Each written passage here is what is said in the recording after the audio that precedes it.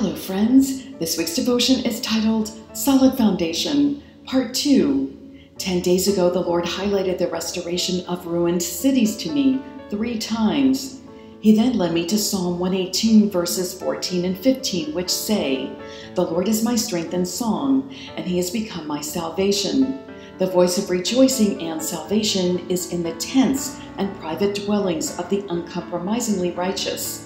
The right hand of the Lord does valiantly and achieves strength." The TPT version says, "My loud shouts of victory will echo throughout the land, for Yahweh's right hand conquers valiantly." Holy Spirit also reminded me of Isaiah 9 verses 6 and 7, which say, "The responsibility of complete dominion will rest on his shoulders, and his name will be the Wonderful One, the Extraordinary Strategist, the Mighty God. Great and vast is his dominion. He will bring immeasurable peace and prosperity. He will rule on David's throne and over David's kingdom to establish and uphold it by promoting justice and righteousness from this time forward and forevermore." Friends, God is a finisher. Even when circumstances look scattered, chaotic, and impossible, God is sovereign and is still working to give ravaged places and even personal projects new life and bring them to a good, highly purposed completion. He is never without a victory strategy to bring greater restoration, making things better than before.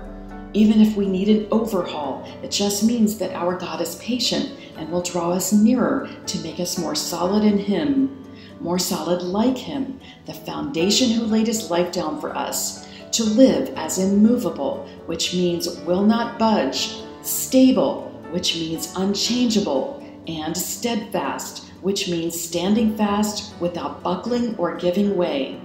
Mighty God in Isaiah 9 verse 7 means the God of battle and champion God. He will fight for us and never lose. When God is in something, we can always trust Him to ultimately prove it to be victorious as we obey Him. We must keep our faith in Him always, as He is seated in what He establishes and has a commitment to see us through. What exactly is God igniting in you in this hour? What is He leading you into? How are you seeing Him touch your efforts? What wonderful thing is the Wonderful One birthing through you for His kingdom? Verse 7 continues on, saying that God rules on the throne and over the kingdom to establish and uphold it by promoting justice and righteousness. To establish here means to be set up, fixed, fitted, firm, made secure, enduring as we determine with God to be faithful.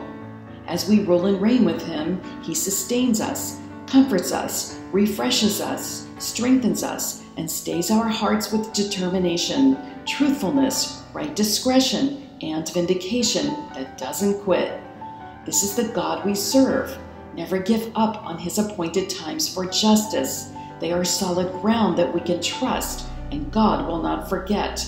Psalm 89 verse 14 assures us by saying, "Your glorious throne rests on a foundation of righteousness and just verdicts."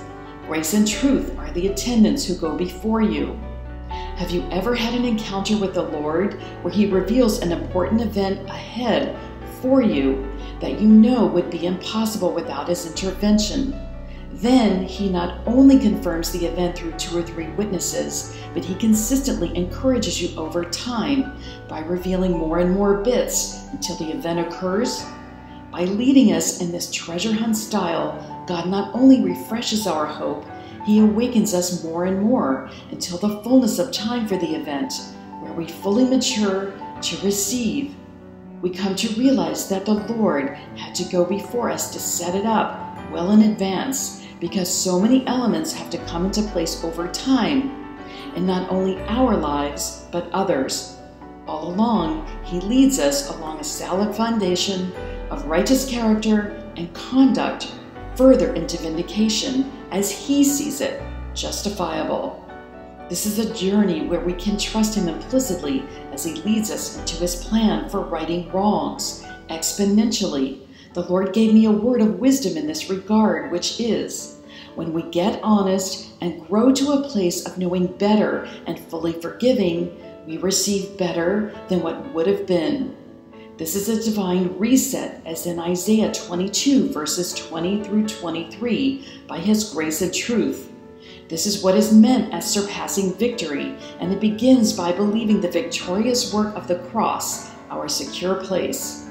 Romans 8, verse 37 tells us, "Yet amid all these things we are more than conquerors, and gain a surpassing victory through Him who loved us."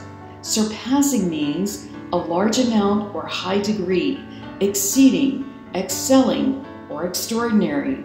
Surpassing victory means to prevail mightily and to be beyond conquer, to the extent that we are completely and overwhelmingly victorious. I believe God in His rich mercy and amazing grace will do for the people and cities that turn to Him and prove to be uncompromising. Revelation 3:21 assures us that he who overcomes is victorious. I will grant him to sit beside me on my throne, as I myself overcame and was victorious and sat down beside my Father on His throne. Thanks be to God, who in Christ always leads us in triumph as trophies of Christ's victory, and through us spreads and makes evident the fragrance of the knowledge of God everywhere. For we are the sweet fragrance of Christ, which exhales unto God.